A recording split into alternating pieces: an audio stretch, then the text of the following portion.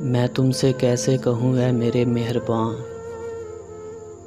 میں تم سے کیسے کہوں اے میرے مہرباں، تو ہی علاج ہے میری ہر اداسی کا۔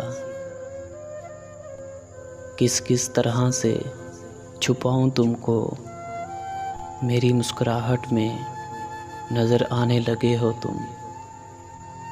بسا رکھا ہے دل کی گہرائیوں میں تم کو، بسا رکھا ہے دل کی گہرائیوں میں تم کو، جہاں صرف دھڑکنیں نکل سکتی ہیں تم نہیں۔ ایک نظر جی بھر کے دیکھ لینے دو ہم کو، ایک نظر جی بھر کے دیکھ لینے دو ہم کو، پھر خدا جانے تیرا دیدار ہو نہ ہو۔